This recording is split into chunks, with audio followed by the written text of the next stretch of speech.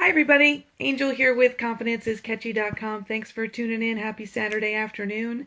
I'm just hanging out in my room here with this wonderful backdrop. Some of you know my forest backdrop from some previous video blogging that I've done. So welcome for those of you who are new here. My name is Angel. I'm owner of confidenceiscatchy.com, and what we do is give people some information on how to become more confident, both in social media and through live events. So welcome if you're new here. And for those of you who are tuning in again, thank you for coming back to our Saturday edition of our Catch This 1 month pre-seminar, I guess would be the way. Right. Hi, Joanne. Pre-seminar. We have a upcoming event on April 29th, and I'm putting out this free series of information about confidence that's leading up to the workshop that we're going to be having at the end of April. So thank you for those of you who are already planning on attending that. There'll be some more information about that in the comments as well. Now, yesterday we talked quite a bit about the things that the imposter syndrome, I guess, is what we were talking about yesterday. We were talking about when you don't feel like you're enough, like you don't own enough, you don't know enough, you don't feel confident in what you're doing or what you're saying, and you think people are going to think you're an imposter if they knew that you didn't know everything, right? And I encouraged you to not think that way, to really go ahead and start thinking about some of the things that you could do about that, right? We talked a little bit yesterday about if there's something that you really want to change about yourself, what do you need to do? If you really don't think you know that something you're supposed to know, how do you go to school for it? How do you get that information? How do you bridge the gap between where you are now and where you want to be? And one of the ways that I get over my own imposter syndrome, which, believe me, every day it's still a battle, is to really think about the things that I'm good at and really just get clear about what I know I can do, right? And a lot of people go, well, I don't know if I can do anything. I don't know what that means. I don't know what that looks like. How do I do that? Many of you know that me personally, I have a library of books that are in my bedroom that I refer to all the time. I don't read them all cover to cover. I don't feel like I need to read them cover to cover. Some of them I have, some of them I've read multiple times, some of them I've only read a chapter. But my library is really involved in confidence, involved in personal growth, personal development, business development, attitude, all that type of stuff. And one of the books that I've actually had in my library for a while now is still on the bookshelves. I saw it at Books A Million just last weekend. Is called this one here. It's called Now Discover Your Strengths. If you've never heard of this book, I'm going to really encourage you to jump online and take a look at it. It comes with the book when you get it. It actually comes with an online survey that you take, and it kind of helps you navigate this book for yourself. For your personality and for the things that are important to you. And that's one of the reasons I like this book, because it's not a one-size-fits-all. It's really a book about you and what you are good at and trying to figure out what that is. And some of the things that it talks about in this book are like, you can ask people, well, if you had to write an introduction for me, right? If somebody had to say who Angel was and what they meant to her, what I meant to them, what would they say? And when people start using adjectives about you, it's probably a good idea to jot those down. I actually had a friend of mine who was like, well, what would you want people to say, right? One of the great stories I've heard is if you had to write your own eulogy, what would you want people to say about you, right? What were the adjectives? What were the descriptors that people could use to talk about you? And if those descriptors are not what you'd like them to be, that's kind of a goal, right? It's to move that needle from where you are to where you want to be. So if you're looking for some resources on how do I find my superpower, how do I find that one thing, that one unique thing that gives me my unicorn horn in the world, the one thing I've got, sometimes for some of us, we struggle with that, right? We think we're supposed to be everything to everyone. No, you have a gift. Whatever that gift is, I'm not going to tell you what it is. You're going to find it by getting really clear about what you're good at and what you love and the intersection of those two things. So for me, I like public speaking. I know, I'm crazy. There are some people that are absolutely horrified at the idea of getting in front of people or getting in front of a camera like this and speaking. And for me, I think it's a lot of fun. So that's kind of a thing I love to do. And then what am I really good at? I'm good at teaching. I actually went to school to be a teacher. I've taught my whole life in some capacity, whether it be training salespeople, whether it be training people in the tax world, whether it be training people on how to use software, whatever it is, I've always been teaching others. And so for me, those are my strengths. How do I bring them together, and how do I get a message across of something that's personal and pertinent to me? And for me, I want to see more confident women out there. We need to go rock the world, okay, with our confidence. And so I brought the three things together that I love, that I care about, and that I'm good at. Okay, so that's why I'm creating the business that I'm creating.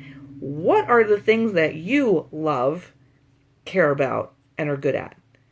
That's what you really got to get down, because if you can get those three things together in some way, shape, or form, man, that changes everything. It changes everything. It changes how you think about what you do. It changes about how you think about making money. It changes about every aspect, your relationships with other people, the way you put yourself out there. It's so important to find that interconnection of those three things. It's like a tripod.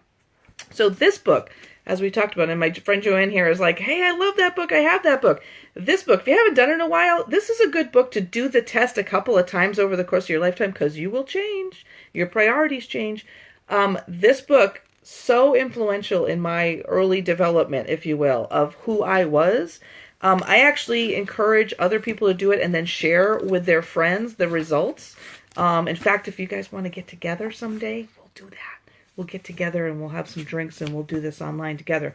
But the Strengths Finder, for sure, this is a really great thing, because when you're not sure about yourself, if you're not feeling confident, to have something to look back on those down days, the days when you just don't feel real good about yourself, this is really helpful. And you know what? You know, to see in print that with my name on it, it says that I'm an achiever. Yeah. Sometimes an overachiever, right? And that can be a down thing too. But there's a lot of good things in here. And there's always a way to take the good, right, and expand upon it. So once you figure out what your personality traits are, and there's tons of books like this online, all of them have some nugget of truth. There's all different personality tests. There's the Myers-Briggs. There's the DISC test. Take them all. Everywhere you can take a personality test, take it.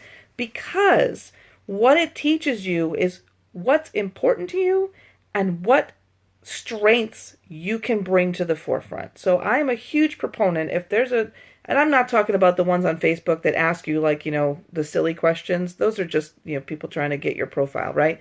I'm talking about the serious, psychologically studied, things that come out of universities and things like that. That's what I'm talking about.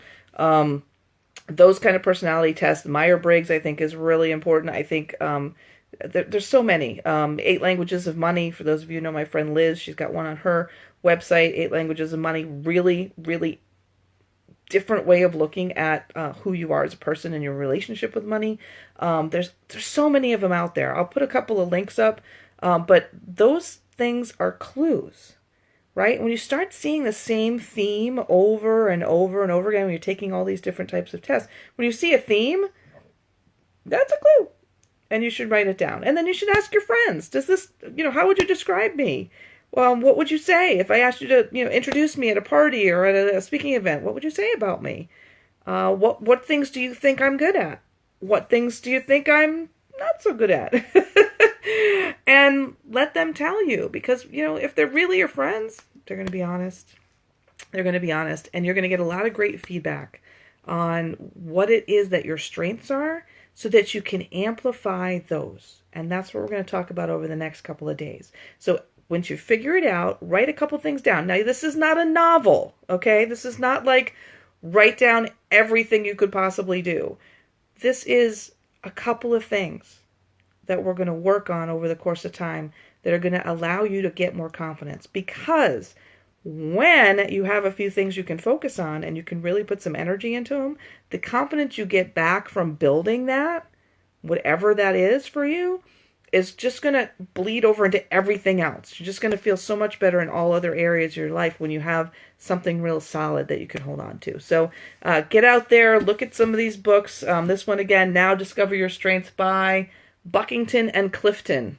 I'm helping Amazon right now. Go ahead, jump on Amazon, grab it, and do the quiz. And I'll put my friend Liz's 8 Languages of Money up as well, and you can check that one out. And like I said, Myers-Briggs and DISC personality and all that stuff. Put it up there. Thanks for the hearts and the likes, guys. And do it again, because you know what? You do change over time.